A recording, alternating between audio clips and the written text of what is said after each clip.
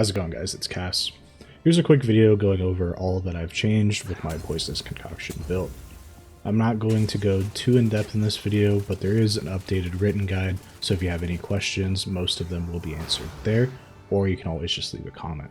Over the last couple of days, I've changed around my tree and upgraded my gear to the point where now I have a decent health pool, good clear, and great boss damage. Originally, my build was more of a skeleton to build off of, and now this is the final version of that skeleton. I've transitioned to only using evasion and energy shield hybrid pieces. These are very strong to the point where they might just be the best way to scale defenses in general for the ranger / monk side of the tree. For your helmet, chest, and boots, you want as much evasion and energy shield as possible while still capping res. For rings and belts, you want as much life as you can get and resistances where you can get it. Aside from getting strength on your tree from travel nodes, this is where all of your life comes from. The rest of the gear is basically the same. I'm using the same quiver, the same bow, and the same amulet, as well as the same gloves. On the tree, we are pathing to a bunch of increased evasion and ES nodes, as well as Spectral Ward, which gives us 1 ES per 12 evasion on your chest, and Subterfuge Mask, which gives you 2 evasion per 1 ES on your helmet. This build is now using Acrobatics, which gives us the ability to dodge all hits instead of just projectiles and strikes. Acrobatics does lower your total evasion by 70%, but as long as you have over 12k evasion before switching, being able to dodge all hits is very useful. My character has around 14k evasion, and with Acrobatics it has 4.3k evasion. This makes it so Ghost Shrouds aren't really that great, providing only 200 ES on hits.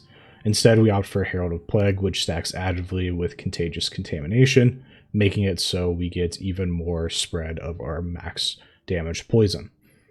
Lastly, we're taking Lucidity on the tree. Since concoctions don't cost mana, these nodes give us 16% of our damage taken from mana before life, leading to an extra 500 to 600 effective hit pool. In order to make these changes to the tree, we did lose some of the nodes that gave us more flash sustain, as well as some attack speed. As for the flash sustain nodes, when making this build, I was solving sustain before the skill was buffed.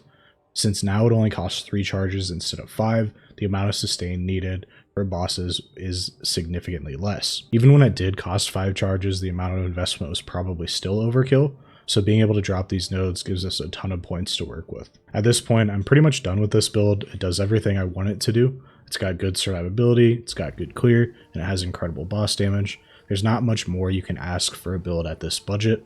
I do think that we will see some nerfs to concoctions in general, but I'm hoping that these nerfs aren't too heavy-handed. Given this skill is an ascendancy, making them unplayable would only make the class substantially worse, so I'm hoping that GGG instead fixes a lot of the unattended damage scaling and still allows the skill to be powerful. Even if this skill does 30% less damage, the skill will still be pretty good.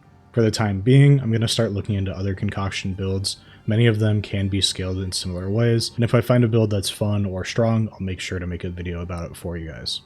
Thanks for all the feedback and the suggestions. Thank you for all that have been watching my content lately. The support's been ridiculous. More to come in the future. Again, thanks for watching, and if I don't make a video before then, have a happy new year.